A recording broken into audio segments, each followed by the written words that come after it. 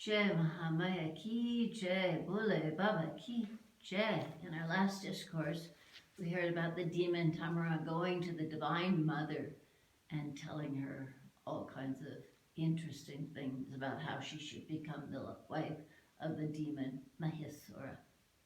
We'll go on with chapter 12. Vedavyasa said, the World Mother, hearing Tamara's words, spoke laughingly and laughing a little bit with a deep voice like that of a rumbling thunder cloud. The Devi spoke, O Tamara, go and say to your Lord Mahisa, who it seems is so stupid, whose end is near, who has become very passionate, and who is void of knowledge, what is proper and what is improper. I am not your grown-up mother, the she-buffalo, having horns, eating grass, with a long tail and a big belly. I do not like to have Vishnu, the god Shiva, Brahma, Kumara, Varuna, or fire. How then can I select a beast? If I do so, will it be an object of much censure among the several worlds? I am not desirous of any more husband. My husband is existing, though he is the Lord of all, witness of all. Yet he is not the actor. He is without any desires, and he is calm and tranquil. He is the great Shiva, is devoid of any prakriti qualities, without any attachment, the great infinite, without anyone to rely on, without any refuge, omniscient, omnipresent, the great witness, the full and the seat of the full, the auspicious.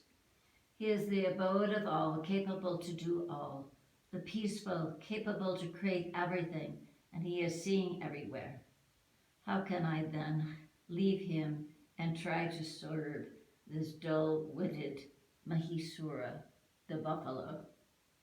Let him come and fight with me, with this understanding that he will be defeated and he be made the conveyance of Yama, the god of death, or the carrier of water of the human beings. And if that impious heretic desire to live, let him fly down at once to Patala with all his demons, comrades, else I will slay him in battle. See, the combination of similar substances leads to happiness, and if out of ignorance the connection takes place between two things entirely different in their interests and natures, it becomes at once the source of all pain and troubles. You are a thorough illiterate when you ask me to worship your Lord. Do you not see see me endowed with exquisite beauty? And what is your Mahisa, a buffalo with horns? How can then connection become possible between us? Better fly home if you like. I will kill you and your friends. And if you leave the region of heaven and the share of the yagyas, then you will become happy. Thus saying, the Devi howled and roared so loudly that it appeared strange, and it caused a great terror to the demons, who took it as the great dissolution of the universe at the end of the Kalpa. The earth and the mountains trembled. The wives of the demons had miscarriages at this terrific noise. Tamara, hearing that sound, was terrified. His mind became unsteady, and he at once fled back to Mahisa. The demon present in the city became deaf. They fled and became very anxious and were absorbed in the thought, whence and how that strange sound has come. The lion too, enraged, said, and raising up his mane, roared so loud that demons became very much terrified. Mahisa too became confounded to see Tamara returning. He then held a council with his ministers, what ought to be done next. Mahishasura said, O best of demons, shall we now take our shelter within the forts, or shall we go out and fight? Or will it be favorable to us if we fly away? You all are intelligent and versed in all the sastras and unconquerable by your foes. Therefore ought you all to consult over the matter in utmost privacy for our success at the present moment. The root of kingdom lies in the council and the secret places in the cabinet, the statesmanship. If this council be kept well preserved in secrecy, then that kingdom is also kept entire. Therefore it is highly incumbent that the plan be kept in strictest confidence amongst the good and virtuous ministers. If the plan be out, then the destruction comes both to the king and the kingdom. Hence the plan must be kept secret by those wanting glory, lest it be taken advantage of and rendered ineffective by other persons. O ministers, now declare, taking due consideration of time and place, after duly discussing and ascertaining what is the best course to adopt, what we should adopt, what would be beneficial and full of reason and intelligence. First find out the cause why this powerful woman, created by the Devas, has come here alone and helpless. That woman is challenging us to fight. What more wonder can there be than this? Who can say in the three worlds that the results will be, whether it will be good or otherwise? Victory comes not to many peoples, nor defeat comes to a single individual. Therefore, victory or defeat lies at the hands of luck and destiny.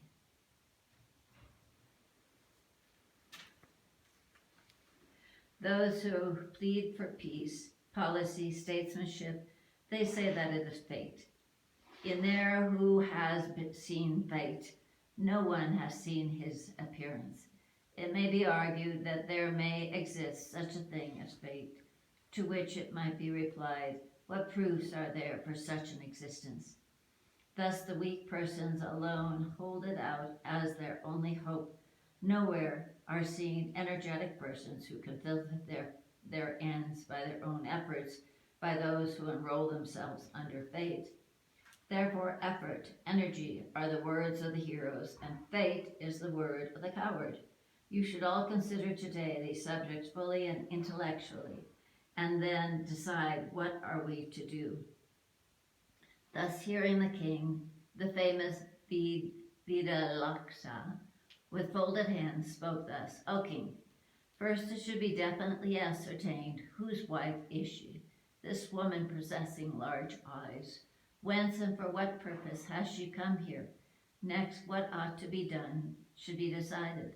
It seems to me that the Devas, knowing that your death will ensue from the hands of a woman, have created very carefully this lotus-eyed woman out of their own essences, and they are lying in wait, unknown to anybody, in the celestial space with a desire to see the battle, but really to fight with you. In due time, they will undoubtedly help this woman.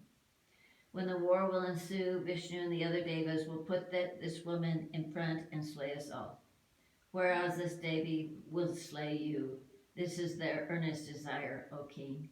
I have come to know this beforehand, but what will be the actual result, I cannot say. I cannot say also whether it is advisable for you to fight now. Therefore it would be better if you consider yourself well on this matter of the gods and do accordingly.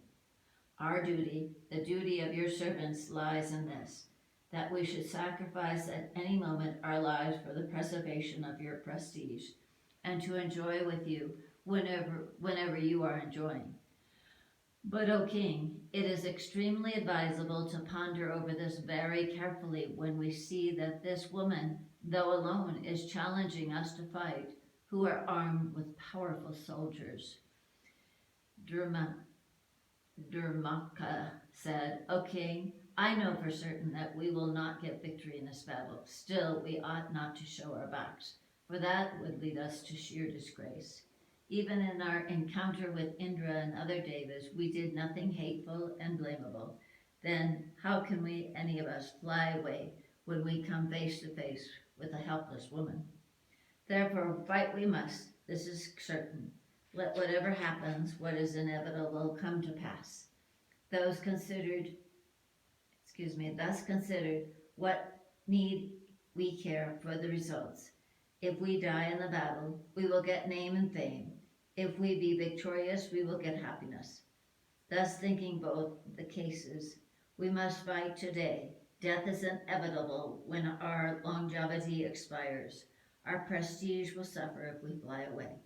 Therefore, we ought not to spend uselessly our time in thus expressing our vain regret for life or for death. Hearing thus the demon's words, Vaskala, the eloquent speaker, thus spoke to the king, with clasped hands and his head bowed down.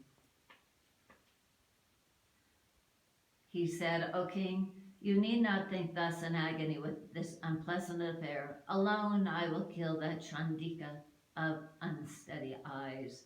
O best of kings, to be always prompt and energetic indicates that one is steady in one's heroic valor. To consider one's enemies as dreadful is contrary to the above. So we ought now to take recourse to heroic valor. O king, therefore I will discard fear altogether and fight out valiantly.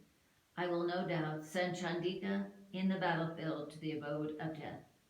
I fear not Yama, nor Indra, nor Kubera, nor Vayu, nor Agni, nor Vishnu, nor Shiva, nor moon, nor sun.